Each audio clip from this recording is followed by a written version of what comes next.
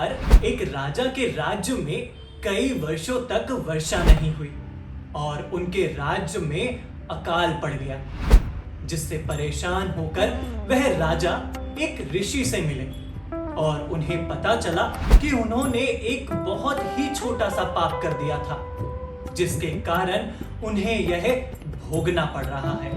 Hello दोस्तों, मेरा नाम है कुशल और ओम टीवी के यूट्यूब चैनल में आप सभी का स्वागत है। हर हफ्ते आने वाले इंटरेस्टिंग वीडियोस को देखने के लिए प्लीज सब्सक्राइब करें हमारे यूट्यूब चैनल को और ओम टीवी ऐप डाउनलोड करना ना भूलें, जो कि iOS और प्ले स्टोर पर भी उपलब्ध है। नाना, अगर आप सोच रहे हैं कि मैं राज ऋषि जनक के बारे में बात कर रहा हूँ, तो आप गलत हैं। मैं जिनके बारे में बात कर रहा हूँ उनके बारे में मैं इस कहानी के माध्यम से आपको बताता हूँ। दरअसल एक बार धर्मराज युधिष्ठिर ने भगवान श्री कृष्ण से कहा कि हे केशव, मुझे आषाढ़ शुक्ल एकादशी का महत्व बताइए। तब भगवान श्री कृष्ण ने युधिष्ठिर से कहा कि हे युधिष्ठिर, मैं आपको उस कथा के बारे में बताता हूँ जो कथा भगवान ब्रह्मा ने नारद जी को सुनाई थी। ब्रह्मा जी ने उन्हें बताया कि सतयुग में मानधाता नाम के एक चक्रवर्ती सम्राट थे। उनके राज्य में प्रजा बहुत खुश थी, किंतु भविष्य में क्या हो जाए यह कोई नहीं जानता। अतः वे इस बात से अनभिज्ञ थे कि उनके राज्य में शीघ्र ही भयंकर अकाल पड़ने वाला है। राज्य में पूरे 3 वर्ष तक वर्षा ना होने के कारण भयंकर अकाल पड़ गया। इस अकाल से चारों ओर त्राही त्राही मच गई। धर्म पक्ष के यज्ञ, हवन, पिंडदान, कथा, व्रत आदि में भी कमी आ गई, क्योंकि जब मुसीबत पड़ती है तो धार्मिक कार्यों में प्राणी की रुचि कहाँ रह जाती है। प्रजा ने राजा के पास अपनी वेदना की दुहाई दी। राजा तो इस स्थिति को लेकर पहले से ही दुखी थे। वे सोचने लगे कि आखिर उन्होंने कौन सा ऐसा पाप कर दिया है जिसका दंड उन्हें इस रूप में मिल रहा है।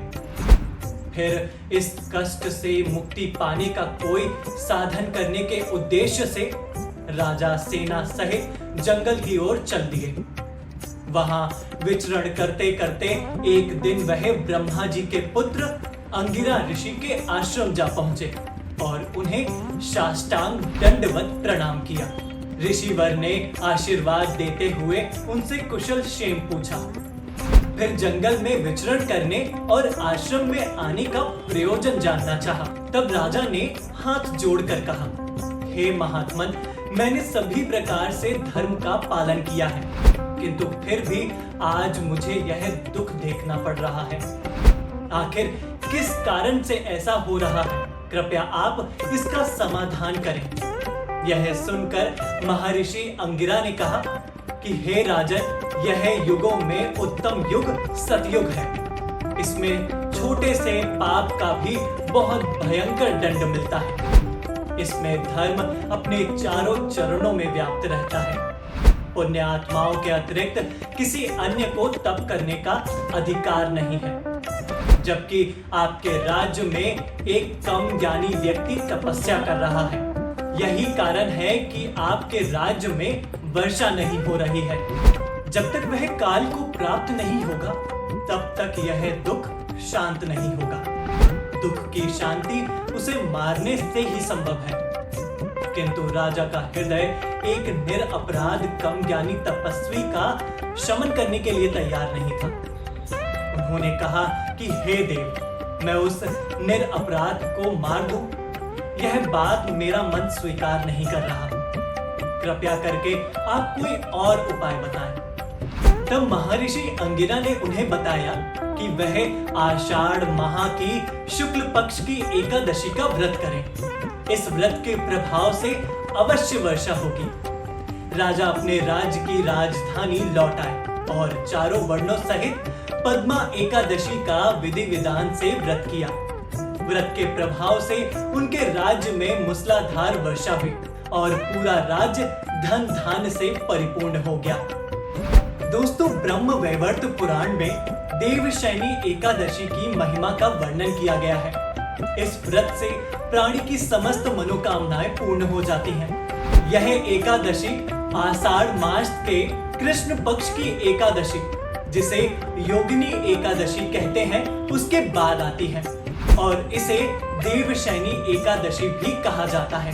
इसी एकादशी से चतुर्मास प्रारंभ हो जाता है और कोई भी धार्मिक कार्य नहीं किया जाता है। मान्यता के अनुसार इस दिन भगवान विष्णु क्षीर सागर में शयन करने के लिए चले जाते हैं और 4 माह बाद जब वह उठते हैं तो उस एकादशी को देवोत्थानी या देवउठनी एकादशी के नाम से जाना जाता है।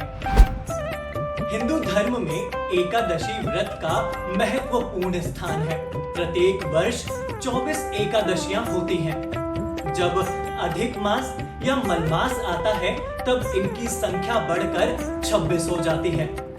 सूर्य के मिथुन राशि में आने पर ये एकादशी आती है।